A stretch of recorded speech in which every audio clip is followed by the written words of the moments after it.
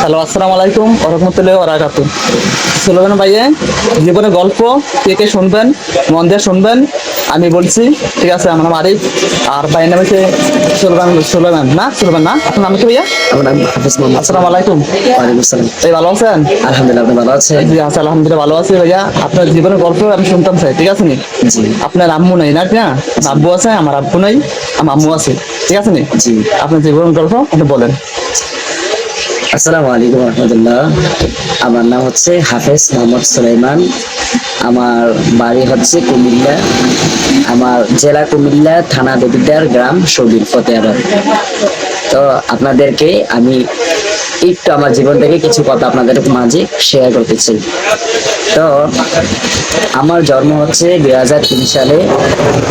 আমার বাবার নাম মোহাম্মদ কামাল হোসেন, মায়ের নাম মিসেস ফেরদৌসী বেগম। তো আমার জন্ম হচ্ছে 2003 জানুয়ারি মাসের 2 তারিখ। তো তারপরে আমার 7 মাস বয়সে আমার দুইটা চোখ ফোটার পরে আমার আব্বু ডাক্তারের কাছে চলে যান।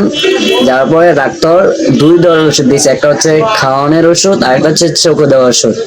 তো ডাক্তার ওনাকে বলে দিছে, কিন্তু আমার আব্বু আর বুঝতে পারে নাই।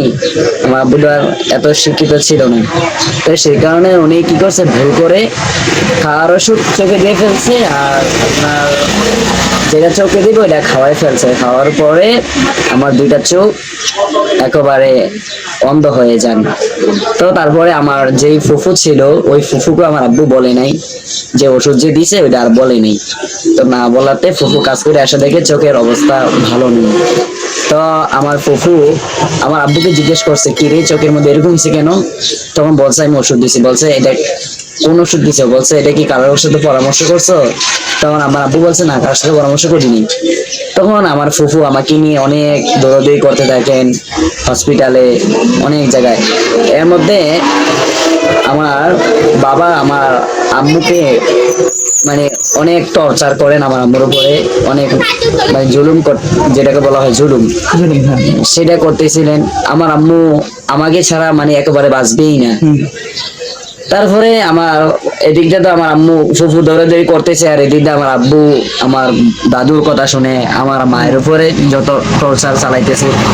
আসলে আমার আম্মু এমন একটা মানুষ ছিলেন, মানে সারাদিন উনি কাজ করতেন, তারপরে উনি এক লুকমা ভাত যে ওনার কপালে জুটবে উনি সেটাও পাইতেন না।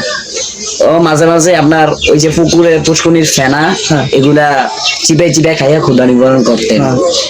তো যাক, আমার ফুফু আমাকে নিয়ে অনেক দৌড়াদৌড়ি করতে থাকেন। দৌড়াদৌড়ি করতে করতে এক পর্যায়ে আমার বাম পাশায় যে চোখটা আছে ওই চোখটা অপারেশন করেন, ওনার যা ছিল সব কিছু দিয়ে অপারেশন করার পরে আমার ফুফু কাছে ডাক্তার বলছে যে 15 দিনের পরে আইসেন, 15 দিন পরে আসলে চোখটা যেটা অপারেশন করেছে এটা সিলে কাইটা দেখবো যে উনি দেখতে পারে কিনা, জানাবো। তখন আমার ফুফু অনেক আমাকে নিয়ে অনেক চিন্তায় পড়ে যান। ফুফুর কাছে তখন আর কোনো টাকা পয়সা ছিল না, ঠিক আছে?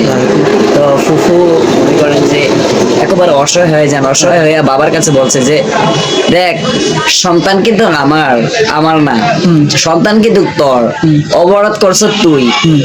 আমি কিন্তু এই সন্তান কিন্তু আমার না, বড় হইলে 10 টাকা যদি দেয় তাহলে তোকে দিবে, আমাকে কিন্তু দেবে না। তো তুই একটু দেখ না, আমি তো এত কিছু করলাম, এত কষ্ট করলাম, তো তুই 15,000 টাকা দিয়ে যে দেবো, আমি মানে ইয়া করে আমি কাজ করে তোরকে দিয়ে দেবো। সুলেমান ভাই, জি, আমরা ভিডিওটা শেয়ার করবেন, ঠিক আছে? দর্শকদের বলে দেন শেয়ার করবেন, লাইক করতে, শেয়ার করতে, ঠিক আছে? সাবস্ক্রাইব করতে। আচ্ছা। তো দর্শকরা, যতটুকু বলছি আসলে সময় অল্প থাকার কারণে পুরোটা বলতে পারিনি। তো যাদের কাছে গল্পটা ভালো লেগে থাকে আপনারা লাইক করবেন, শেয়ার করবেন, এবং আপনাদেরও, আমি কিন্তু আপনাদের মতনই একজন এতিম, ঠিক আছে? আমার পাশে যে ভাই আছে উনি এতিম। আর দর্শক শ্রোতাদেরকে বলে রাখি, আরেকটা জিনিস বলে রাখা ভালো, আপনারা কারণ জানেনই তো মানুষের উপরে কিন্তু বিবাহ করা সবকিছুই ফরজ, ঠিক আছে? তো যদি এরকম কোন এতিম বা গরিব মেয়ে থাকে, আমি একজন হাফেজ, আল্লাহ পাক আমাকে আমার ফুফুর অনুমতিতে আল্লাহ দোয়ায় আমাকে হাফেজ বানিয়েছেন। আমি একটা মাদ্রাসার খেজমতে আছি, চাকরি করতেছি। আপনারা যারা মানে কোনো গরিব বা এতিম মেয়ে যদি থাকেন বিবাহের জন্য উপযোগী, আমাদের এই ভাই আছে, ভাইকে জানাবেন। আসসালামু আলাইকুম।